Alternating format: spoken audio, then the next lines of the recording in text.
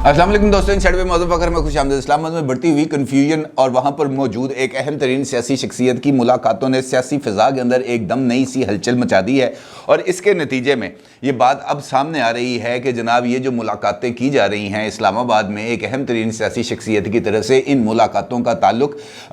इसी महीने होने वाली अहम तरीन तकरीरी के हवाले से है, जिसके बारे में ये बताया जा रहा है कि अगले 48 घंटे बहुत इंपॉर्टेंट है और इन 48 घंटों के अंदर किसी भी तरह का कोई भी चीज़ सामने आ सकती है और उसके बाद जो इस वक्त जो कन्फ्यूजन या इबहाम की फ़िज़ा है वो दूर हो सकती है। और अहम तरीन शख्सियत कोई और नहीं बल्कि मुफाहमत के बादशाह जनाब आसिफ अली ज़रदारी साहब हैं, जो इस्लामाबाद कल पहुँच चुके हैं और उसके बाद उन्होंने मुलाकातों के सिलसिले का आगाज़ भी कर दिया है। न सिर्फ उन्होंने मुलाकातों का आगाज़ कर दिया है बल्कि उन्होंने अपने साहबजादे और अपनी पार्टी के चेयरमैन और मौजूदा वज़ीर ख़ारजा जनाब बिलावल भुट्टो ज़रदारी साहब को भी खुसूसी तौर पर कराची से इस्लामाबाद पहुँचने का हुक्म भी दे दिया है और एक इम्पॉर्टेंट इजलास भी बुला लिया है जिसके अंदर इसी अहम तरीन मामले पर गौर किया जाएगा। और आसिफ अली ज़रदारी साहब जो मुलाकातें कर रहे हैं उन मुलाकातों के हवाले से या जो राब्ते कर रहे हैं उन राब्तों के हवाले से हुक्मरान इत्तेहाद को आगाह किया जाएगा, क्योंकि नवाज शरीफ साहब की तरफ से इस मामले को आगे ले जाने की मुकम्मल तरीन जिम्मेदारी जो है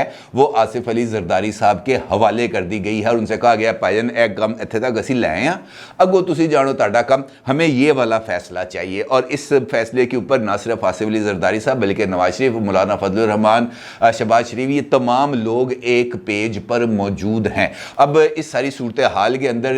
जो मैं आपसे कन्फ्यूजन की बात कर रहा हूँ वो भी बहुत ज़्यादा फैलाई जा रही है, बल्कि एक जनरल साहब ने तो कल इंतहाई ही कर दी और उसकी वजह से उन जनरल साहब के बारे में ये पता चल रहा है कि एक इंक्वायरी भी उनके खिलाफ शुरू होने जा रही है और उसके नतीजे में उनको अपने बहुत सारे जो चीज़ें थी उससे उनको पीछे हटना पड़ा है। दरअसल ये एक ऐसा माहौल बन चुका है जहां पर किसी को किसी पर एतबार भी नहीं रह गया और हर एक बंदा अपनी ही, चूँकि कन्फ्यूजन है, एक गर्दो गुबार का माहौल है, किसी को मंजर सामने साफ नज़र नहीं आ रहा, लिहाजा हर एक बंदा अपने ही ख्याल के घोड़े दौड़ाई जा रहा है। मेरा इशारा है लेफ्टिनेंट जनरल रिटायर्ड जनाब अमजद शुएब साहब की तरफ, क्योंकि अमजद शुएब साहब ने भी कल एक अखीर ही कर दी। मैं हैरान हो गया जब मैंने उनका एक YouTube के ऊपर एक वीडियो देखी जिसके अंदर उन्होंने कहा जनाब वो जो ISPR है उसने नए चीफ ऑफ आर्मी स्टाफ का नोटिफिकेशन भी जारी कर दिया है और वो हैरान कुन था इतना ज़्यादा कि मैं आपको बता नहीं सकता। वो उसके बाद फिर उन्होंने जनाब अपनी ये वाली वीडियो को डिलीट किया और फिर एक नई वीडियो अपलोड की जिसके अंदर उन्होंने बताया कि नहीं मुझे ज़रा गलत फहमी हो गई थी, मुझे ये बताया गया था कि जनाब इस तरह का फैसला हो गया है, ये हो गया है, वो हो गया है, लेकिन ये मेरी गलती थी। बंदा पूछे यार आप लेफ्टिनेंट जनरल के उहदे पर रह चुके हैं, कित्थे चली गई ताड़ी मत? आपको तो बेहतरीन दिफाई तज्जिया निगार के तौर पर खुद ISPR ने लेटर लिखा था जो तमाम चैनल्स को भिजवाया गया था कि जनाब अगर किसी बंदे को कोई दिफाई मामला पर मशावरत दरकार हो तो अमजद शुएब साहब और दीगर कुछ लोग थे जनाब, इनसे रब्ता किया करें। और आप इतने अहम तरीन उहदे पर रहने के बावजूद आपको इस बात का पता ही नहीं है कि जनाब आर्मी चीफ की अपॉइंटमेंट के हवाले से नोटिफिकेशन ISPR देगा या ईवान सदर देगा। ये अगर इतनी भी वो नहीं है तो बंदा क्या कह सकता है? मैं ऐसे जो इंटेलेक्चुअल्स हैं इनके बारे में तो फिर यही राय की जा सकती है तो तुसी अपना कम भी एनजी कीता होना है, जिस तरह के आप भाई आपका काम नहीं है ये वाला ये कि ख़बरें निकालना या ख़बरें जो है वो इस तरीके से जारी करना, और ख़ास तौर पर उस माहौल में जहाँ पर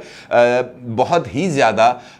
इबहाम मौजूद है, जहाँ पर एक लीडर ये बात कह रहा है कि जनाब अगर फलाह बंदा जो है वो बन गया आर्मी चीफ तो मैं उसकी तकरीरी को सुप्रीम कोर्ट में चैलेंज करूंगा, मैं बताऊंगा कि जनाब ये तो सारे का सारा मामला ही जाली है, 2 नंबर है। इस किस्म की जब बातें की जा रही है रेफरेंस की तैयारी के लिए, लीडर यानी इमरान खान साहब खुद ये बात कह चुके हैं कि जनाब मैं कानूनी मुशावरत कर रहा हूं, तो इसका मतलब ये है कि ये तमाम जो सीक्वेंस है इस सीक्वेंस को बहुत ही ज़्यादा सूझबूझ और समझदारी के साथ लेकर आगे बढ़ना पड़ेगा। अगर आप ऐसा नहीं करेंगे तो फिर उसके नुकसान है, और यही वजह है कि आसिफ अली ज़रदारी साहब को ड्राइविंग सीट पर बिठाया गया कि जनाब ए काम हूँ तुसी करना है। अदरवाइज जिस किस्म की अलफ लल्ला की कहानियां जलती हैं वो तो अपनी मिसाल आप, मिसाल देता हूं आपको, ये मैंने ताज़ा अलफ लल्ला की एक कहानी सुनी है और ये कहानी बड़ी दिलचस्प है जिससे आपको अंदाज़ा हो जाएगा कि खाली अमजद शुएब साहब नहीं और भी बड़े ने जो इस तरह की कहानियां घड़ते हैं। नई अलफ लैला की कहानी में ये बताया गया है जनाब कि इमरान खान साहब को एक बहुत ही बड़ी शख्सियत ने बताया कि उनको कत्ल करने का हुक्म किसी बड़े ओहदे पर फाइज शख्स ने दिया था और उनको ये बात 2+2 करके बताएगी। 2+2 से मुराद ये है कि फलां शख्स ने फलां शख्स को हदायत दी, फलां शख्स ने आगे फलां शख्स को हदायत दी, उसने आगे हदायत दी, और इस तरीके से पूरी चेन जो है, जो आकर वो जो वजीराबाद में जो बंदा पकड़ा गया नवीद, वहां तक आकर तान टूटती है। यानी मुकम्मल चेन ए से लेकर जेड तक की उन्होंने अपनी तरफ से एक पूरी चेन बनाई और उस चेन के बारे में उन्होंने बता दिया कि जनाब ये चाहिए। और वो जो बड़े ओहदे पर फाइज शख्सियत थी उसने ये वाला हुक्म भी दिया कि मुझे इमरान खान की डेड बॉडी चाहिए। अब उनका यानी ये जो साहब हैं उनका ये कहना है कि इमरान खान साहब के पास बड़ी शहादतें और सबूत आ चुके हैं, वो हवा में बात नहीं कर रहे, पक्के सबूत मिलने पर जो है ना इमरान खान कौम को ये सारा कुछ बता रहा है कि जनाब मेरे पास जो हमला किया गया वो एक प्लान्ड एक्टिविटी थी, 2 लोग थे, एक ने नीचे से गोली मारी, एक स्नाइपर था जिसने ऊपर से मुझसे निशाना लिया, मैं खुशकिस्मत था कि मैं नीचे बैठ गया, गोलियां मेरे ऊपर से गुजर गई। वो इस किस्म की जो कहानी अमूमी तौर पर वो अपने सुनाते हैं। अब अगर मैं आपको ये बताऊं कि ये कहानी किस ये अलिफ लैला की जो दास्तान है ये किसने सुनाई है, तो फिर यकीनी तौर पर या तो आपका क्या निकल जाएगा या फिर आप बहुत ही ज़्यादा नाजेबा अल्फाज इस्तेमाल करेंगे। और ये बात एक नेशनल टीवी के ऊपर बैठ के बताई गई है। ये नहीं है कि जनाब किसी ने किसी के साथ एक निजी महफिल में बात शुरू कर दी और बात आगे फैल गई। एक नेशनल टीवी के ऊपर बैठकर ये बात की गई है, ARY चैनल है और चौधरी गुलाम हुसैन साहब के ये इरशादात आलिया, उन्होंने दावा किया कि इमरान खान ने मुझे दस्या ए गल्ला मनु जो मैं कह रहा मैं अपने को नहीं कह रहा, मनु ये गल्ला इमरान खान ने बताई हैं, खुद बताई। और उसके बाद उनकी तरफ से जब ये आता है तो फिर बहुत सारे सूडो इंटेलेक्चुअल जो हर वक्त दानिश्वर बनकर दानिश्वरियां झाड़ते रहते हैं वो मैदान में आ गए और उन्होंने जनाब ये वाला जो हिस्सा था उसको पकड़कर ट्वीटें करना शुरू कर दी कि ये देखें जनाब इमरान खान के हाथ में अब पक्के सबूत आ गए हैं। भाई सबूत आ गए हैं तो लेके जाओ सुप्रीम कोर्ट में, अगर आपके पास सबूत हैं तो आप लेके जाएं अदालत में कि जनाब ये हैं मेरे पास सबूत, और इन सबूतों के ऊपर ये जो 3 लोग जिनको मैं नॉमिनेट कर रहा हूं इनके खिलाफ आप कार्रवाई करें। एक जानिब आप ये वाले दावे कर रहे हैं, दूसरी जानिब पता चलता है कि जनाब आप जो है खुद मेजर जनरल फैसल नसीर साहब से मुलाकातों की कोशिश करते रहे हैं। फैसल वाउडा साहब ने आज खुद इस बात का इंकशाफ किया कि जनाब जनरल फैसल एक गैरतमंद अफसर हैं और उन्होंने कहा जनाब मैंने खुद इमरान खान को ये मशवरा दिया कि जनाब बराह रास्त मामलात डील करो जनरल फैसल से, और इमरान खान ने इस पर आमादगी जाहिर की और कहा कि मुलाकात अरेंज कराओ। तो मैंने उससे कहा कि जी ठीक है मैं मुलाकात अरेंज कराता हूँ, और फिर मैंने रब्ता किया फैसल साहब से, तो फैसल साहब ने कहा जनाब मेरे बॉस जो है वो इस वक्त मुल्क में नहीं है, वो उनकी इजाज़त के बगैर मैं नहीं मिल सकता, जब वो आएंगे वापस उनसे इजाज़त लूँगा और उसके बाद मुलाकात करूँगा। जब मैंने इमरान खान को यानी फैसल वाउडा ये कहते हैं कि जब मैंने इमरान खान को ये बात बताई तो 2 ख़ास लोग जो उनके दाएं बाएं हैं उन्होंने मेरे खिलाफ प्रोपेगेंडा शुरू कर दिया और उसके बाद मैं फिर पीछे हट गया। यानी एक तरफ अमल ये है, एक तरफ मुलाकातों की कोशिशें और मुलाकातों के लिए राब्ते, तू इधर चला जा, तू इधर चल जा, सलमान तू इधर मिल रहा है, मेजर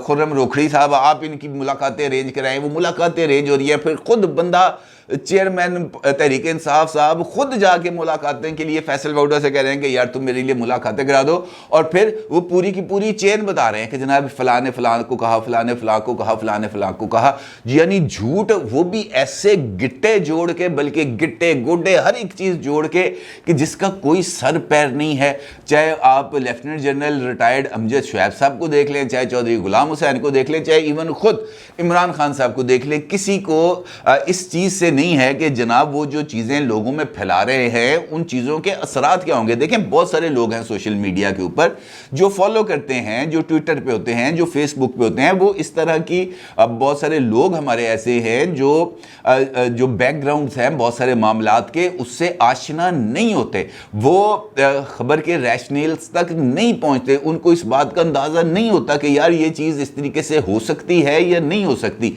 वो कहते हैं अच्छा चौधरी गुलाम हुसैन ने कहा, अच्छा मलिहा हाशमी ने कहा, अच्छा इमरान रियाज ने कहा, अच्छा साबर शाकिर ने कहा, पीछे कामरान खान ने कहा, बस कामरान खान ने कह दिया बेशक गलत हो, भाई गलत हो सही हो, लेकिन तस्दीक तो, जब तस्दीक कोई नहीं है, सबूत कोई नहीं है, हवा में बातें करनी है, करते रहें। कामरान खान साहब कितनी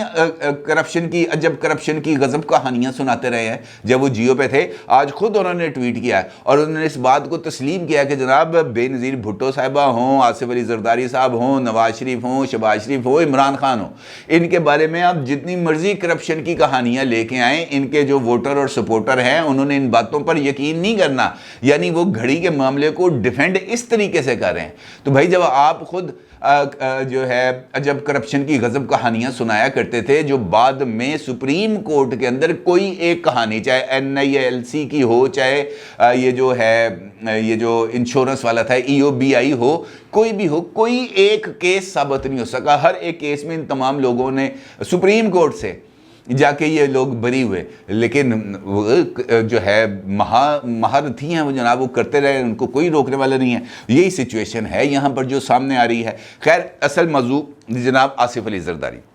आसिफ अली जरदारी साहब ने इस्लामाबाद पहुंच के एक तो ये जो सारा अमल है जिसके अंदर नए चीफ ऑफ आर्मी स्टाफ की अपॉइंटमेंट होनी है और यकीनी तौर पर वो लूप में भी हैं और उनको तमाम मामलात का इल्म भी है। उन्होंने आकर अपने तौर पर बहुत सारे राब्ते भी किए हैं, बहुत सारी मुलाकातें भी की हैं, अपनी पार्टी क़यादत के साथ भी राब्ते किए हैं और उसके साथ साथ एक तजवीज़ है जो फ्लोट की गई है। तजवीज़ ये फ्लोट की गई है क्योंकि इमरान खान साहब की तरफ से दो ऑप्शंस हैं, जिसके अंदर मैं आपको याद, मैं बार बार कहता हूँ आरिफ अलवी साहब के लॉयल्टी टेस्ट का, कि जनाब उनसे कहो कि जनाब आप ये समरी रोक लें। अच्छा खैर वो रोक नहीं सकते, ये बात तो तय,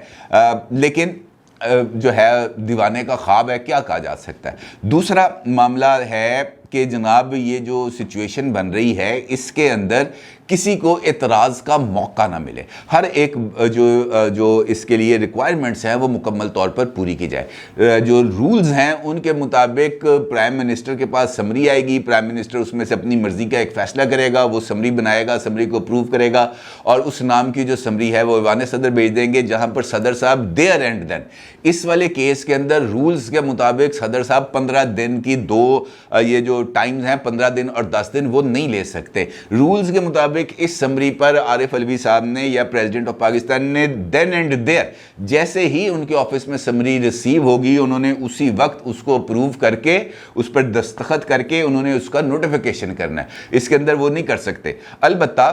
ऐसी किसी भी इबहामी सूरत हाल के जनाब सुप्रीम कोर्ट में रेफरेंस चला जाएगा, इधर उधर चला जाएगा, तो ये तजवीज़ दी गई है कि जनाब आर्मी चीफ की जो अपॉइंटमेंट है इसमें एक फ़ैसला आया हुआ है सुप्रीम कोर्ट ऑफ पाकिस्तान का, जिसके अंदर ये कहा गया है कि जनाब वज़ीर आज़म अहम फ़ैसलों से पहले काबीना को भी एतमाद में ले और काबीना की मंजूरी हासिल करें। लिहाजा ऐसे किसी भी इबहाम से बचने के लिए ये राय दी गई है शहबाज शरीफ साहब को कि आपका फ़ैसला अपनी जगह पर, जो भी फ़ैसला आप करेंगे उस फैसले को रस्मी तौर पर एक सर्कुलेशन समरी के ज़रिए काबीना में दे दें या काबीना का इजलास बुलाकर वहाँ पर ये नाम फ्लोट करके वहीं पर ये अप्रूवल लेकर काबीना की वो आप भिजवा दें सदर साहब को। फिर उसके ऊपर किसी को कोई एतराज़ का ना मौका मिलेगा और ना ही किसी तरह की कोई कानूनी चाराजोई हो सकेगी। अब आसिफ अली जरदारी साहब ने ये वाली जो अपनी जो गेम है इसको कर लिया है सेट और उसके साथ साथ एक अहम तरीन इजलास है जो बुलाया जा रहा है और मुमकिन तौर पर वो इजलास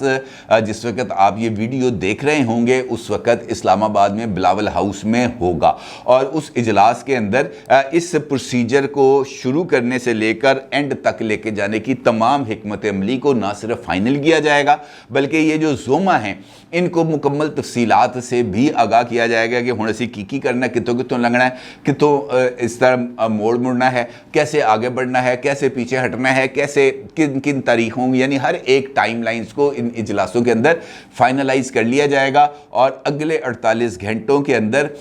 जो हतमी चीज़ है वो सामने आ जाएगी और पता चल जाएगा कि जनाब पाकिस्तान का नया सिपह सालार कौन होगा। अपनी राय को ज़रूर इज़हार कीजिएगा। आपका बहुत शुक्रिया। अल्लाह हाफ़िज़।